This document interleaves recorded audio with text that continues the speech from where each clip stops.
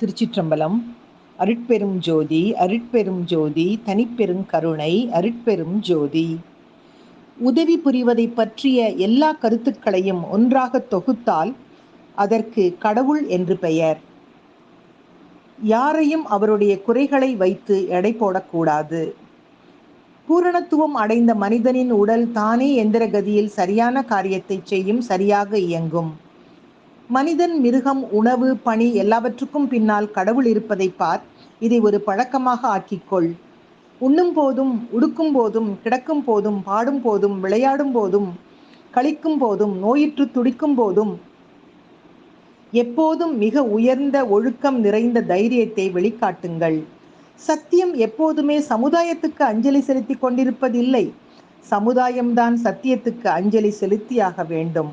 இல்லாவிடில் சமுதாயம் ஒழிந்து போய்விடும். கலை, விஞ்ஞானம், சமயம் என்பதெல்லாம் ஒரே சத்தியத்தை நோக்கி செல்லும் 3 வெவ்வேறு வழிகளே.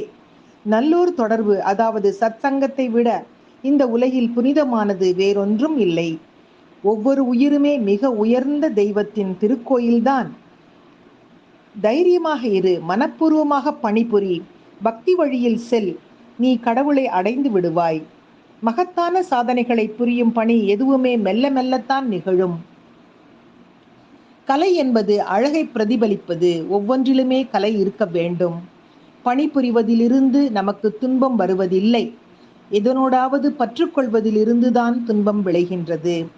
ஒரு அணுவின் பின்னால் இப்பிரபஞ்சத்தின் சக்தி முழுவதும் திரண்டிருக்கிறது. நம்மை எழுப்பி கனவுகளை தகர்க்க உதவுபவை பலமான தாக்குதல்கள்தான். இந்த உடல் பற்றுத்தான் மனித வாழ்க்கையின் மகத்தான குறையாகும்.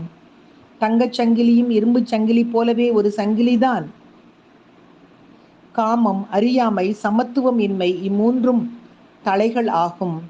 இன்றைய காரணம் நேற்றைய காரணத்தின் பின்விளைவு நாளைய பின்விளைவின் காரணம் ஆகும். ஆளுமை என்பது திரும்ப திரும்ப வரும் பழக்கங்களே. திரும்ப திரும்ப செய்யும் பழக்கங்களே ஆளுமையை சீர்திருத்தும். கஷ்டங்கள் என்னும் கடினமான மலைகளை பிளந்து கொண்டு வழிகோலுவது ஒருவரின் ஆளுமைதான், குணநலன்கள்தான் என்ற இந்த அருமையான உண்மையான வாசகங்களே சுவாமி விவேகானந்தர் அவர்களின் வாசகங்களை இன்றைய சிந்தனையாக்கி மகிழ்வோடு காலை வணக்கம் சொல்வது அழகம்மை சுவாமிநாதன். Happy morning.